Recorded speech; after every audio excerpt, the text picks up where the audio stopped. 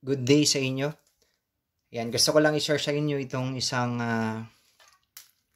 device na ginagamit sa mga aircon.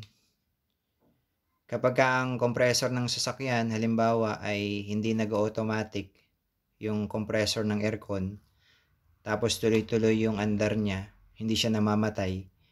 So, hindi maganda yun. May mga ganong kaso kasi na hindi namamatay yung compressor dahil may problema yung pinaka-temperature sensor. So, ang karaniwang recommendation nila ay palitan yung pinaka-stock na thermostat. Ibig sabihin, papalitan ng bago. Karaniwan, ang recommendation nila ay palitan ng original na mahal, syempre, pero maganda naman talaga yun. Pero kung gusto natin ng medyo mura pero effective naman, eto, share ko sa inyo itong nabili kong temperature controller na thermostat na tinatawag. Ang purpose nito, ito yung pumapatay dun sa compressor kapag na-reach na niya yung lamig na gusto natin.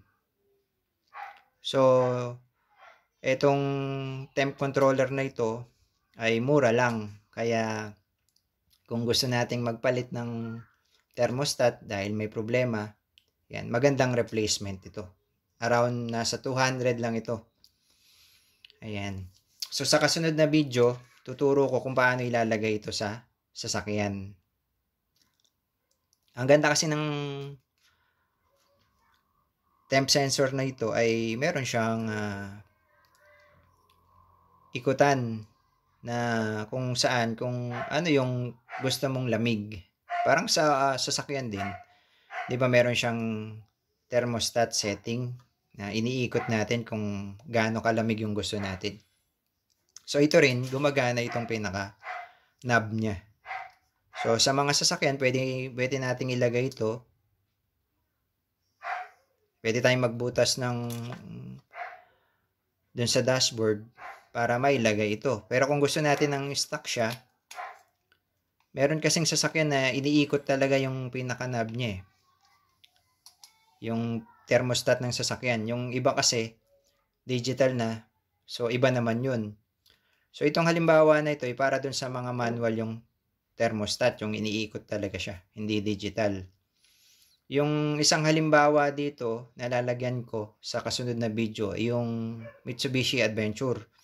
Kasi yung Mitsubishi Adventure, iniikot yung pinaka knob niya ng thermostat kung anong lamig yung gusto natin. So, pwede nating ilagay ito mismo dun sa likod nung knob nung aircon, ng thermostat. Ito yung ilagay natin para maging stock siya, yung itsura niya. Yan. O kaya naman, yung potentiometer kasi nito, pwedeng tanggalin, tapos lagyan ng linya, ilalagay dun sa stock na pihitan ng Adventure. So, ipapakita ako iyon kapag gumawa ako ng kasunod na video at kung paano iwa-wiring ito. Pero ngayon, check natin kung paano gumagana ito. Yan. So, itong controller na ito, temperature controller, 12 volts siya. Tapos 10 ampere. Meron siyang tatlong linya. Ito kulay pula. Ito ilalagay sa positive. Yung negative ilalagay, yung black ilalagay sa negative. Tapos itong isang linya na kulay green, ito yung pinaka-trigger ng compressor. 'Di ba yung compressor merong isang linya? Kasi yun sinusupplyan ng 12 volts yun para gumana yung compressor. So ito yun. So tetestingin natin. Meron din siyang yung ayan, itong temp sensor. Ito, nilalagay ito sa loob ng evaporator. So, ilalagay ito bago yung evaporator. Pagkatapos ng evaporator, hindi bago. Kasi pag bago, wala siyang lamig na. Hindi malalamigan itong temp sensor na ito. Kaya dapat bago. Pagkatapos ng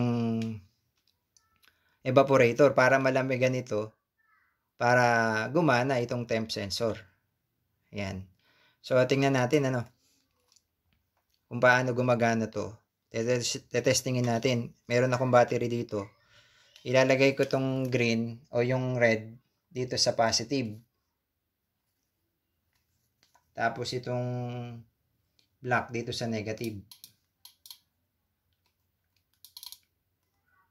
Yan, so nakalagay na siya. So sa simula pa lang ng pagkakalagay sa battery,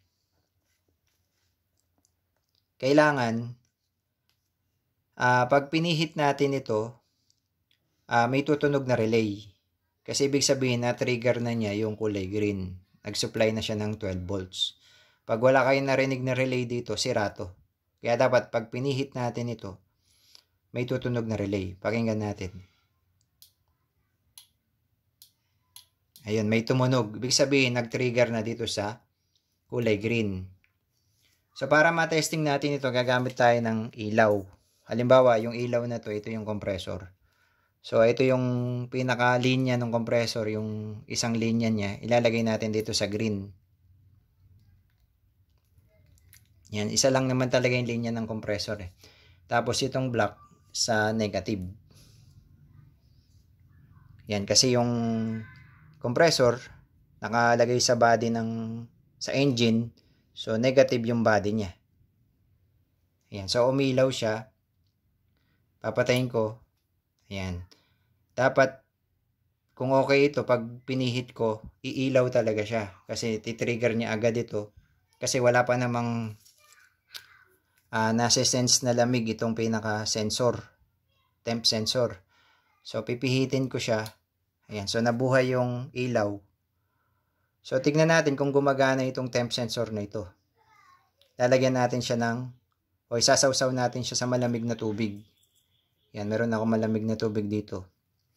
Kailangan pagka lumamig na itong temp sensor niya, mamamatay yung ilaw.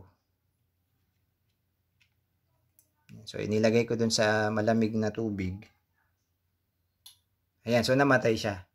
So, ibig sabihin, okay itong temp controller na ito, gumagana siya. Kasi kapag nakasense ito ng lamig, kailangan talaga mamatay yung ilaw o yung compressor. Yun ang ibig sabihin na nag-automatic yung compressor. Hindi siya tuloy-tuloy na umaandar. Kasi hindi maganda yun pwedeng masunog yung compressor kung sa biyahe natin, mula pag-alis natin hanggang pagdating, hindi namatay yung compressor, maaaring masira, masunog yung compressor. Kasi kailangan magpahinga din yung compressor ng sasakyan. Lalo na kung malamig na yung loob ng sasakyan. Yan. So, tinanggal ko siya dito sa malamig na tubig. Ayan. Bumalik siya kapag nagkaroon siya na uli ng power nung nainitan na siya. O nawala na yung lamig dito sa temp sensor. Yan. So, yun talaga yung purpose nito. Pinapatay niya yung compressor at binubuhay niya kapag nawala na ng lamig. Yan. So, ibig sabihin, nakakapahinga na yung compressor. Yan. So, ito yung temp controller na yun. Ito yung magiging kapalit ng stock na temperature sensor o thermostat. Yan. Papakita ko sa inyo kung paano yung wiring ito. Yung halimbawa na gagamitin ko na sasakyan ay yung Mitsubishi Adventure.